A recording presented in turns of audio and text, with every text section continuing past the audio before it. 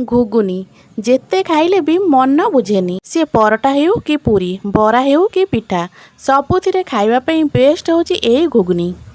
आज मु आपण मानक सहित मात्र 15 मिनिट रे घुगनी बनैबार रेसिपी शेयर करिवि। नमस्कार, मु रश्मि यूट्यूब रे आपण समस्तंकु स्वागत। भिडियोटा को फुल वाच करेंगे। आशा करुँची आपण मानक आज रेसिपीटी निश्चय भल लगिवो। तो एबे चलतु स्टार्ट करवा आज रेसिपी जोटा कि मात्र 15 मिनिट रे हो। तो एबे चलतु स्टार्ट करवा आज रेसिपी। आज घुगनी बनवाई मु राति 250 ग्राम भाया मटर को बतुरेकिना रखी। आपण मैंने चाहिए 4 ରୁ 5 घंटा पूर्व बतुरेकी रखिपारे। एटी मु बतुरा मटर को गोटे जाली को छाणी देइची। एबे गोटे बड़ जगह नबा छाणिकी रखिथिबा मटर को सेथिरे देइदबा।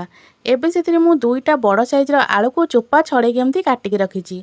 आलूर साइज मु आपन देखौची, देखंतु टिके बड़ बड़ साइज रे आलू केमती काटिथिबे। एबे सेथिरे दुईटा मीडियम साइजर पियाज को पूरा गुंड गुंड करी काटिची, ताकू एबे सेथिरे आमे देइदबा। एबे सेथिरे दबा दुईटा बड़ साइजर टमाटो को भी सेम छोट छोट करी काटिची, ताकू भी एथिरे आमे देइदबा। एबे सेथिरे दबा 2 बड़ चामच भाया अदा रसुणर बटा। सेथिरे मु 3 ରୁ 4टा भाया कंचा लंका दे दउची, जोटा कि मझिरो आमे टिके चिरा लगेइचे। एबे सेथिरे दबा 1 चामच भाया जीरा गुंड, 1 चामच धनिया गुंड, 1 चामच लंका गुंड, 1 चामच Kashmiri red chilli. Kashmiri red chilli केवल मु कलर पई दउची, आपण चाहिले स्किप मध्य करि परिबे। एटी मु 2 चामच देइथिली चिकन मसला, आपण माने चिकन बदल रे मटन मसला मध्य यूज करि परिबे। हाफ चामच देइथिली हळदी गुंड, तापर देइथिली स्वाद अनुसार लूण।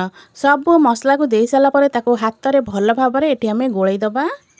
एटी मु कहि रखुची, जदि आपण मानकु आजिर एही रेसिपीटी भल लागे वीडियो को लाइक करिवे, शेयर करिवे। चैनल जदि नुआ अछंती सब्सक्राइब तो निश्चय करदेबे। तो एटी देखंतु आको मु भल भाबरे मसला सहित मटर और आलू को भल भाबरे चकटिकिना पूरा गोळेइ देइची। भल भाबरे गोळेइ साला परे आकु 10 मिनिट पे घोड़ेइकिना रेस्ट रे छाड़ देबे। जदि आपण मन पाखरे समय नथिबो तो आपण माने आकु सांगे सांगे मध्य बनै परिबे। तो मु एटा को एबे सांगे सांगे बनौची। घुगनीटा बहुत जल्दी होबा पे प्रेशर कुकर यूज करबा। एटी मु प्रेशर रे 2 ରୁ 3 चामच भाया तेल दे देइची। एबे सेथिरे आमे अल्प गोटा मसला दबा। गोटा मसला रे मु नेइची जीरा, तेजपत्र, दालचीनी, गुजराती आ लवंग। एबे सब मसला को आमे तेल दे दबा, ताकू एबे टिके भल से भाजीबा। गैस फ्लेम को हाई रखिथिबे। हाई फ्लेम रे एठी गोटा मसला को भाजिबे। जीरा एठी हमर पूरा भल भाबरे भाजी हे गेलानी। जीरा एठी भल भाबरे भाजी हे गेला परे गैस रो फ्लेम को मीडियम कर देबे। एबे आमे मैरिनेट कर रखिथिबा मटर को दे दबा। मटर तरकारी तो आपण माने विभिन्न उपाय बनैथिबे, थरे एही उपाय निश्चय ट्राए करिवे।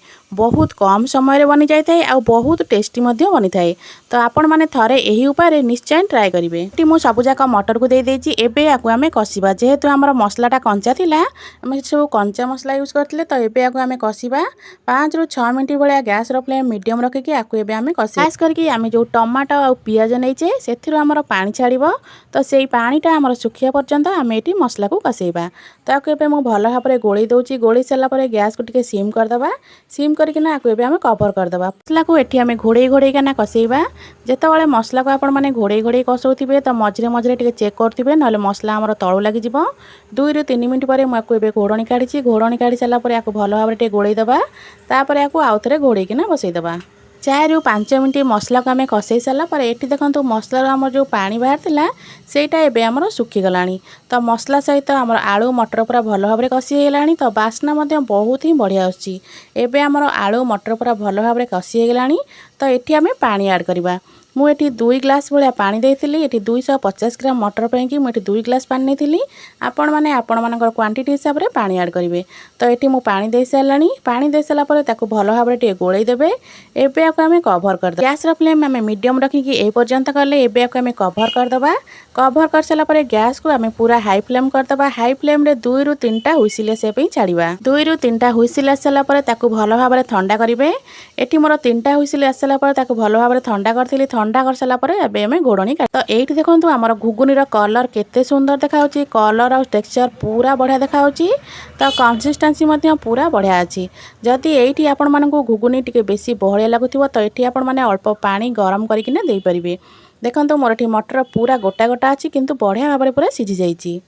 एबे एठी मु नउची हाफ चामच भलिया गरम मसला। एटा पूरा ऑप्शनल, आपण माने चाहिले एटा को स्किप मध्य करि परिबे, कारण आमे प्रथम रु गोटा मसला नैथिले। तो एबे अल्प धनिया पत्र को काटिकिना देइ दबा। एटा बहुत बढ़िया वासना आसीबो। एबे सब मसला को भल भाबरे टिके गोळेइ दबा। एबे हमर प्रस्तुत हो गला घुगनी, जोटा कि पूरी परोटा रुटी भात सबुथिरे आपण माने खाइ परिबे। आशा करछि आपण मानको आजिर एही रेसिपीटी बेस भल लागिथिबो। ପୁଣି ଆସିବି ଗୋଟେ ନୂଆ ରେସିପି ନେଇ। ସେ ପର୍ଯ୍ୟନ୍ତ ରହୁଛି ନମସ୍କାର, ଜୟ ଜଗନ୍ନାଥ।